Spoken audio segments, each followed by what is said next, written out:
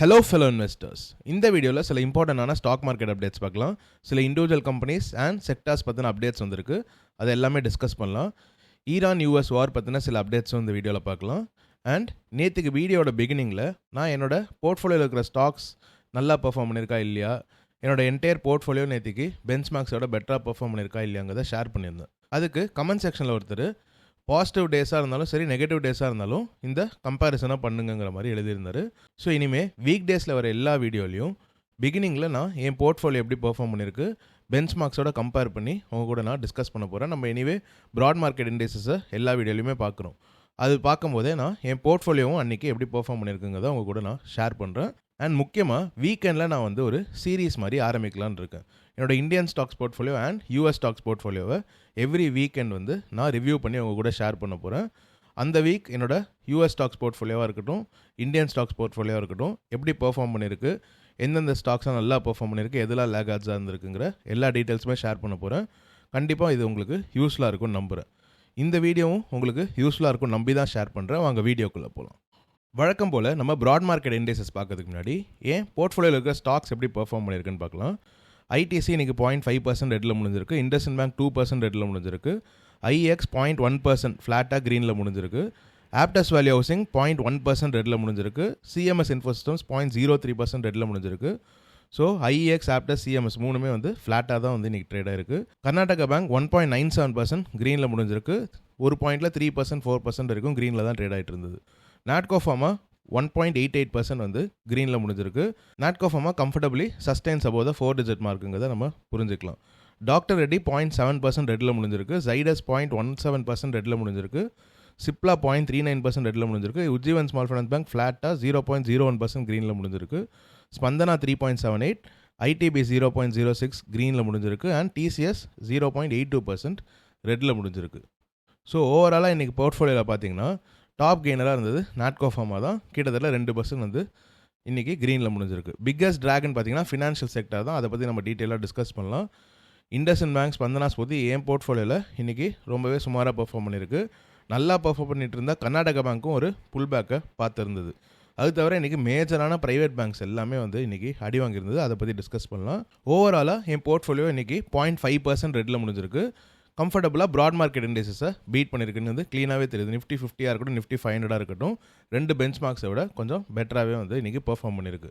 But everyday இதே மாதிரி தான் இருக்குங்கிறது யாராலுமே ப்ரெடிக்ட் பண்ண முடியாது.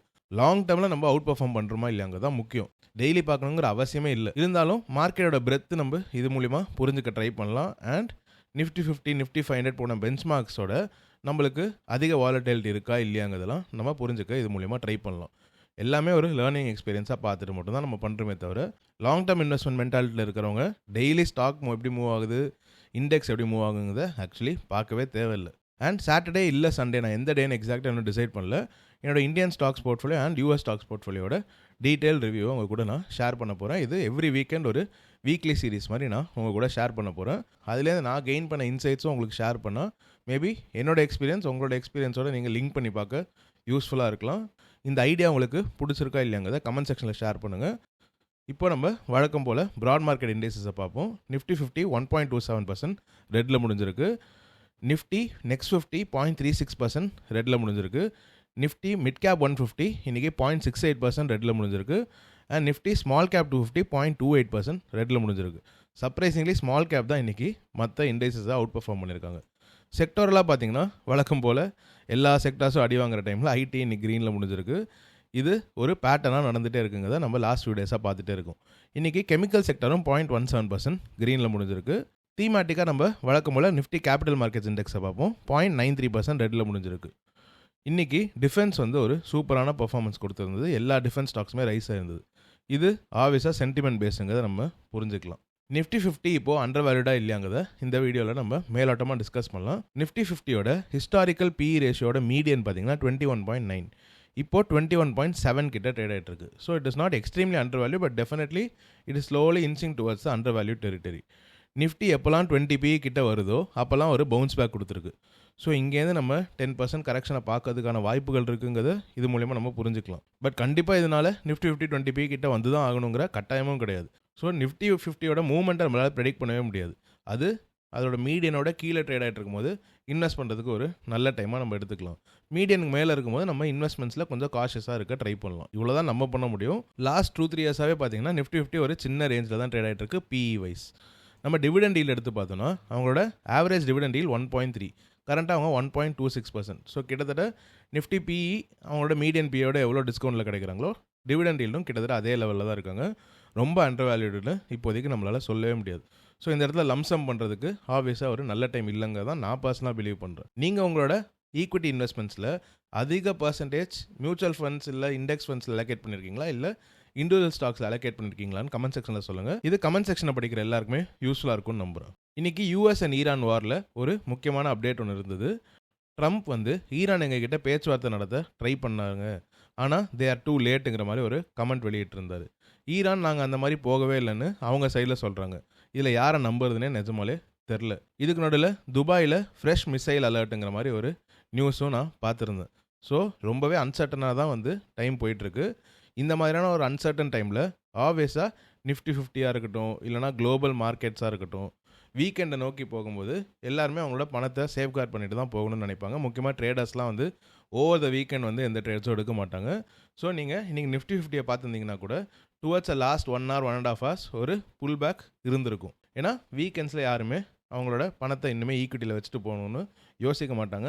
The time is very uncertain. US grants 30-day waiver for Indian refiners to buy standard Russian crude.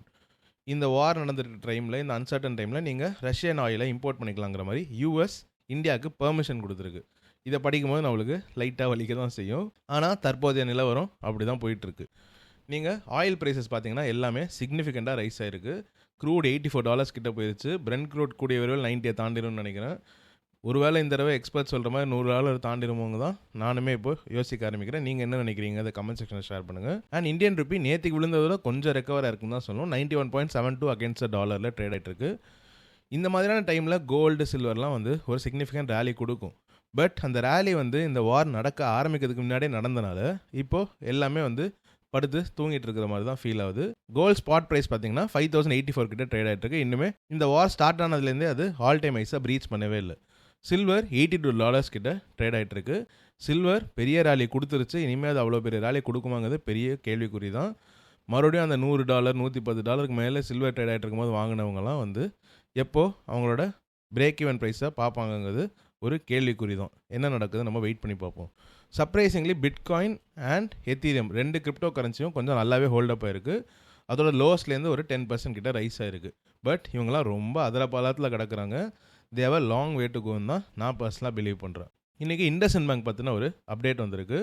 1.7 TB of email data from IndusInd bank SEBI collect பண்ணியிருக்கதா ஒரு நியூஸ் பீஸ் நான் பார்த்துருந்தேன். அந்த அக்கௌண்டிங் டிஸ்கிரிபன்சி இஷ்யூ சம்மந்தப்பட்ட இமெயில்ஸ்லாம் கலெக்ட் பண்ணுறதுக்காக SEBI முயற்சி செஞ்சுருக்காங்க. கிட்டத்தட்ட 1.7 TB ஆஃப் இமெயில் டேட்டா அவங்க கலெக்ட் பண்ணியிருக்காங்க. இதில் கோட் வேர்ட்ஸ்லாம் டைப் பண்ணி அவங்க ஷார்ட் லிஸ்ட் பண்ணி எந்த மாதிரியான ஃப்ராட்ஸ்லாம் நடந்திருக்குன்னு கண்டுபிடிக்க ட்ரை பண்ணிகிட்ருக்காங்க. இதை பற்றி ஃபர்தர் டீட்டெயில்ஸ் நான் உங்கள் கூட ஷேர் பண்ணுறேன். பட் இது எல்லாமே இந்த past of IndusInd bank. IndusInd பேங்கோட இஷ்யூ ஆல்ரெடி முன்னாடியே முடிஞ்சிருச்சு. மேனேஜ்மெண்ட்டில் டாப் லெவல் ஆளுங்களெல்லாம் தூக்கிட்டு கம்ப்ளீட்டாக ரீஷஃபில் ஆயிடுச்சு. இனிமேல் IndusInd bank as a bank எப்படி பெர்ஃபார்ம் பண்ணுறதுங்கிறத வச்சு தான் ஷேர் ப்ரைஸ் மேலேயும் கீழேயும் போக போகுது. இந்த பழைய நியூஸோ இல்லை ஏற்கனவே நடந்த அக்கௌண்டிங் டிஸ்கிரிபன்சி பற்றியோ சொல்லி இந்த ஷேர் ப்ரைஸை பெருசாக கீழே வைக்க முடியாதுன்னு தான் நான் பர்சனலாக பிலீவ் பண்ணுறேன். என்ன நடக்குது நம்ம வெயிட் பண்ணி பார்ப்போம். சென்செக்ஸ் 500 பாயிண்ட்ஸ் விழுந்திருக்கு. நிஃப்டி 50 24,650 கீழே போயிருக்கு. இதுக்கு முக்கியமான காரணம் பார்த்தீங்கன்னா ப்ரைவேட் பேங்க்ஸ் தான். ICICI 3% கிட்ட ட்ராப் ஆகிருக்கு. HDFC பேங்க் இன்றைக்கி ஒரு 2% கிட்ட ட்ராப் ஆகிருக்கு. உடனே எல்லாருமே நியூஸ் சேனல்ஸ்லாம் best bet is private banks எல்லாமே அண்டர்வேர்ட் ஆயிடுச்சுன்னு சொல்ல ஆரம்பிச்சிட்டாங்க. என்னோட பாயிண்ட் ஆஃப் வியூவில் ICICI பேங்க்கோ HDFC பேங்க்கோ அவ்வளோ அட்ராக்டிவாலாம் மாறல. HDFC bank might just be turning அட்ராக்டிவ்ங்க, அதை மட்டும் தான் சொல்லாமே தவிர ICICI பேங்க்கில் இன்னுமே ஓவர் வேல்யூவில் தான் இருக்குது. நம்ம புக் வேல்யூ எடுத்து பார்ப்போம். உடனே என்னடா பேங்க்னு வந்தால் வெறும் புக் வேல்யூ பார்த்து இன்வெஸ்ட் பண்ணிடலாமான்னு கேட்காதீங்க. Book value of a bank compared to its historical trends, அவங்க எத்தனையோ அப்ஸ் அண்ட் டவுன்ஸை கோ த்ரூ பண்ணியிருப்பாங்க. அந்த எல்லா ஃபேஸஸையும் அக்கௌண்ட் பண்ணி இவங்க ஆவரேஜாக ஒரு ப்ரைஸ் டு புக் ரேஷியோவில் ட்ரேட் ஆகிட்டு இருந்திருப்பாங்க. மார்க்கெட் ஒரு price to book ratio assign பண்ணியிருக்கோம். அந்த ஆவரேஜை நம்ம கம்பேர் பண்ணிவிட்டு அது கீழே இருந்ததுன்னா இவங்க இன்வெஸ்ட்மெண்ட் வேர்தின்னு கிளாஸிஃபை பண்ணிவிட்டு அதுக்கப்புறம் பண்ண வேண்டிய ரிசர்ச் நிறையா இருக்குது. பட் இவங்க இன்வெஸ்ட்மெண்ட் வேர்தியான்னு பார்க்குறதுக்கு முதல்ல அவங்களோட ஹிஸ்டாரிக்கல் ட்ரெண்ட்ஸை பார்த்தா தானே தெரியும். உடனே இப்போ புக் வேல்யூக்கு 2.5 times அதிகமாக இருக்குது, இது நல்ல இன்வெஸ்ட்மெண்ட் கிடையாது, புக் வேல்யூவோட கம்மியாக இருக்குது, அதனால் இது ஒரு நல்ல இன்வெஸ்ட்மெண்ட்லாம் நம்மளால் கிளாஸிஃபை பண்ணவே முடியாது. வெறும் புக் வேல்யூவை பார்த்துட்டு it's 2 times price to book, it's very expensive, it's below book value, it is unattractive இன்வெஸ்ட்மெண்ட்னு சொல்கிறவங்கள நம்பாதீங்க. புக் வேல்யூவை பார்த்து இன்வெஸ்ட் பண்ணாதீங்கன்னு சொல்கிறவங்களையும் நம்பாதீங்க. யாரையுமே நம்பாதீங்க. இப்போ லாஸ்ட் 5 இயர்ஸில் ஹெச்டிஎஃப்சி பேங்க்கோட ப்ரைஸ் டு புக் ரேஷியோட மீடியன் பார்த்தீங்கன்னா 3.1, 10-year டைம் ஃப்ரேமில் 3.6, ஹிஸ்டாரிக்கலாக 4.2. நம்ம லாஸ்ட் 5 இயர்ஸ் எடுத்துப்போம். அவங்க ஒரு மெச்சோர்ட் பேங்காக மாறினதுக்கப்புறம் மார்க்கெட்டை உங்களுக்கு அசைன் பண்ண ப்ரைஸ் டு புக் ரேஷியோ 3.1. இப்போது ஹெச்டிஎஃப்சி பேங்க்குக்கு 3 times ப்ரைஸ் டு புக் ரேஷியோவே ஓவர்னு நினைக்கிறவங்க நிறைய பேர் இருப்பாங்க. 2.5 ப்ரைஸ் டு புக் ரேஷியோ தான் கொடுக்கணும்னு நினைக்கிறவங்க நிறைய பேர் இருப்பாங்க. இப்போ ஹெச்டிஎஃப்சி பேங்க் கிட்டத்தட்ட அதே 2.4, 2.5 கிட்ட தான் ட்ரேட் ஆகிட்டு இருக்கு. அப்போது ஹெச்டிஎஃப்சி பேங்க் இங்கேருந்து அவங்க புக் வேல்யூ என்ன ரேட்டில் க்ரோ பண்ணுறாங்களோ அந்த ஷேர் ப்ரைஸ் அதுக்கேற்ற மாதிரி கேட்சப் ஆகிட்டே ஆகணும். If they're continuing to trade at 2.5 times price to book ratio. But HDFC bank if it gets cheaper from year they will start to turn அட்ராக்டிவ்ங்க தான் என்னோட பாயிண்ட் ஆஃப் வியூ. பட் இங்கேருந்தே அவங்க அட்ராக்டிவாக இருக்காங்கிற ஆர்குமெண்ட் எடுத்து பார்க்கணுன்னா நம்ம அவங்களோட மீடியன் பிபியோட கம்பேர் பண்ணி பார்க்கலாம். அதாவது 3.1 டைம்ஸுக்கு ஹெச்டிஎஃப்சி பேங்க் இங்கேருந்து போகணும்னா இங்கேருந்து நம்மளுக்கு ஒரு 20% அப்சைட் இருக்குங்கிற ஒரு ஆர்குமெண்ட்டும் எடுத்து வைக்கலாம். நீங்கள் 10-year டைம் ஃப்ரேமில் பார்க்கணுன்னா கிட்டத்தட்ட 30-35% மேலே டிஸ்கவுண்ட் இருக்குது.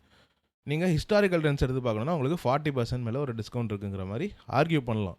பட் நம்ம ஆர்கியூ பண்ணி என்ன கிடைக்க போகுது? நிஜமாலே இது அட்ராக்டிவ் இன்வெஸ்ட்மெண்ட்டாக இல்லைன்னு தான் தெரிஞ்சுக்கணும். அக்ராஸ் ஆல் டைம் ஃப்ரேம்ஸ் அவங்க ஹிஸ்டாரிக்கல் மீடியன் ப்ரைஸ் புக் ரேஷியோட கீழே தான் ட்ரேட் ஆகிட்டு இருக்காங்க. So definitely it is a worthy இன்வெஸ்ட்மெண்ட்டுங்கிறத யாராலுமே மறுக்க முடியாது. ஆனால் நீங்கள் எதிர்பார்க்குற மாதிரி இதில் சிக்னிஃபிகண்ட்டான ரிட்டர்ன்ஸ்லாம் வந்து லாங் டேர்மில் எதிர்பார்க்க முடியாது. They might be a decent காம்பவுண்டர்னு எடுத்துக்கலாம். And it is obviously a safe investment because HDFC bank is one of the largest banks in India.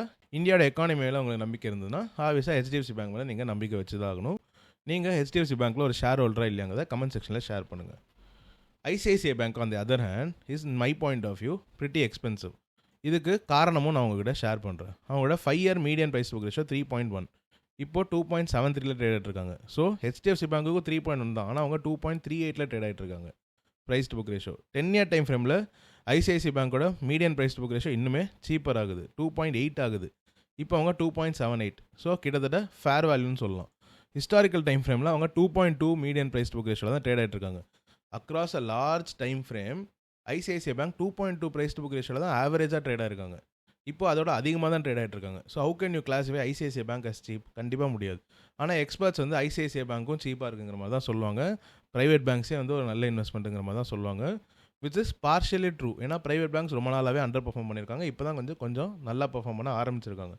இந்த 3% புல் பேக் 5% புல் பேக் நடந்ததுக்காக உடனே அது அட்ராக்டிவாக மாறிச்சுன்னா அப்போ நம்ம இன்வெஸ்ட்மெண்ட்டே ரொம்ப குறுகிய பார்வையில் பார்க்குறோங்கிறத புரிஞ்சுக்கலாம். என்னோட பாயிண்ட் ஆஃப் வியூவில் HDFC bank is a way better investment opportunity தான் ஐசிஐசிஐ பேங்க்.